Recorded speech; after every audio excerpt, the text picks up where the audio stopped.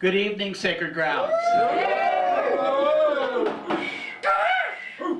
You know, I read here a few weeks ago, and Dan, as is his wont, put on his Irish brogue in introducing me and admitted that he had forgotten why he put on his Irish brogue to introduce me.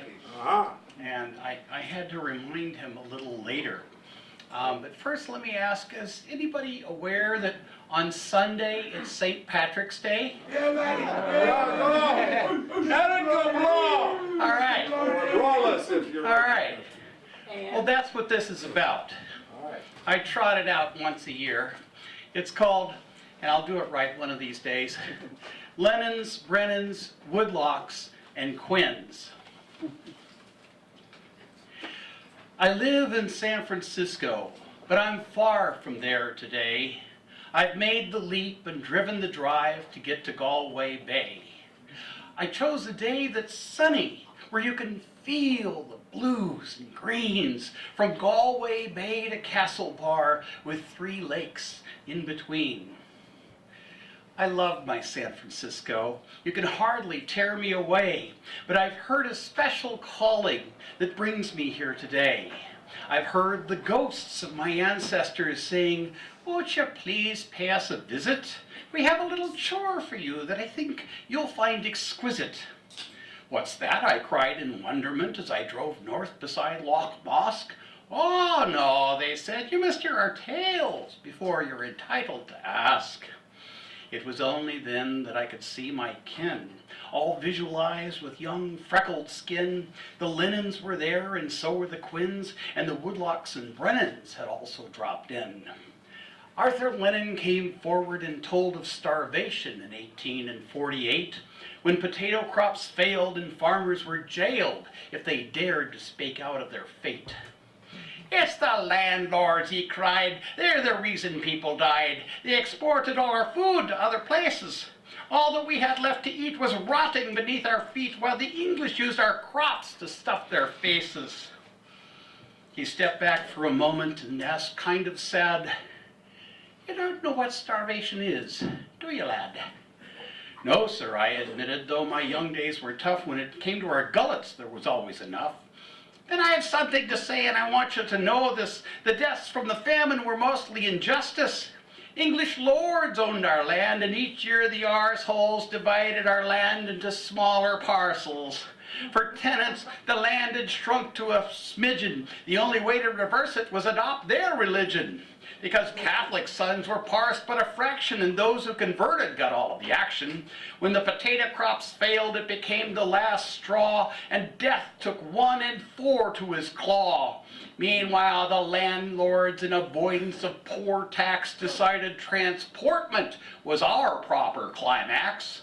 They forced us to march with our every belonging, and they put us to sea as if we'd done the wronging." "I've just one thing to ask," said Arthur from his grave. "With the English on our land, what is a slave?" Sarah Quinn took up the story and recited the tale of 8 weeks at sea and surviving the gale, surviving the lightning that struck the mid-mast, surviving at last, out to America, to New York City's pier, then across to St. Louis out on the frontier. And their son had a daughter, and her daughter gave birth to me. So the chain is not so very long since you sailed across the sea.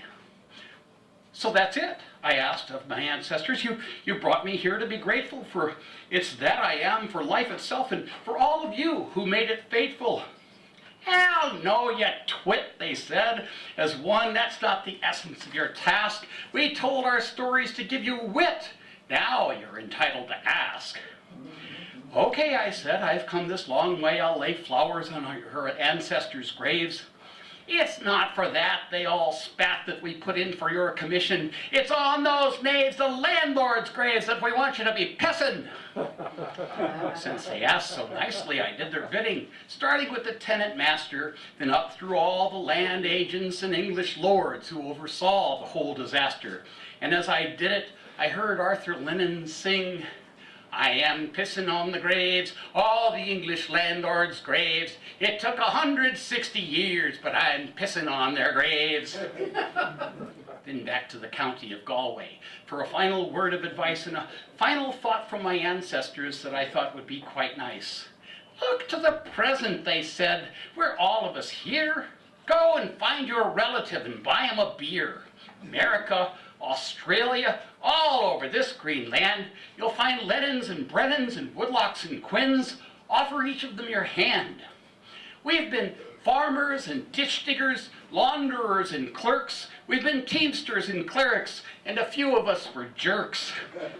And we've held many positions, not all of them fetal. We've been bishops and cops, and one was a beetle.